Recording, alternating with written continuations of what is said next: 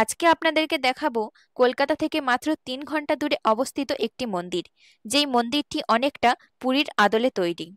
বিশাল এলাকা জুড়ে 78 ফুট উচ্চতার এই মন্দিরটি সূক্ষ্ম সূক্ষ্ম নিপুণ ভাস্কর্য দিয়ে তৈরি। জগন্নাথ দেবের রথযাত্রা উপলক্ষে যাবেন নাকি মাত্র 3 ঘন্টা দূরের এই মন্দিরে?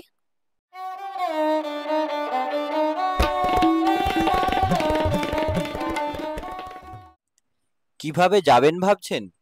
প্রথমেই চলে আসুন হাওড়া স্টেশন।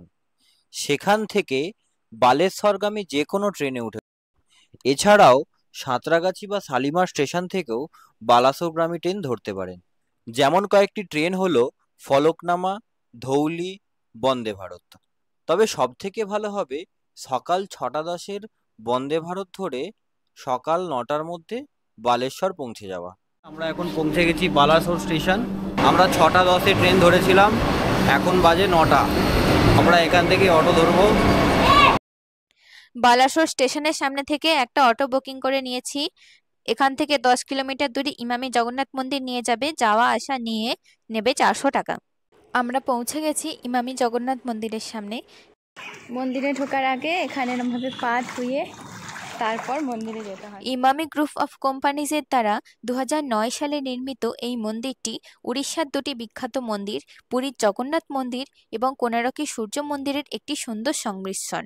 জগন্নাথ মন্দিরটি রথের আকৃতিতে নির্মিত এবং এই মন্দিরের আশেপাশে আরও 4টি মন্দির রয়েছে, যেগুলি হলো বিশ্বনাথ মন্দির, বিমলা মন্দির, গজলক্ষ্মী মন্দির এবং হনুমান মন্দির। ইমামি কর্তৃক নির্মিত লাল পাথরের একটি চমৎকার স্থাপত্যের নমুনা হলো এই মন্দির। পাথরের খোদাই এবং স্মৃতিস্তম্ভের কারুকার্য দর্শনার্থীদের আকর্ষণ করে। প্রায় 3 একর জমিতে 78 ফুট উঁচু এই ঝলমলে মন্দিরটি নির্মিত। মন্দিরের বিগ্রহ ছবি তোলা অনুমতি নেই, তাই আমরা মন্দিরের ঠাকুরকে দেখাতে পারলাম না, কিন্তু মন্দিরটি অসাধারণ সুন্দর।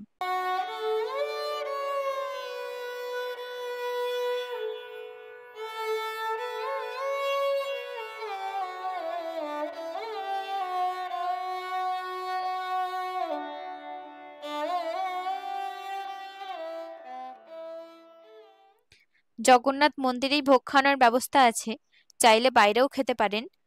দুপুরের মধ্যে মন্দির ঘোরা সম্পূর্ণ করে বিকেলে চলে আসুন বালেশ্বর স্টেশনে।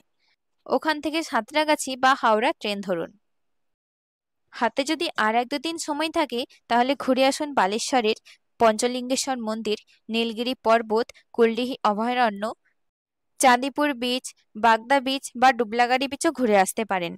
আমরা পরবর্তী পর্বে আসছি ডুবলাগাড়ি বিচের ভিডিও নিয়ে।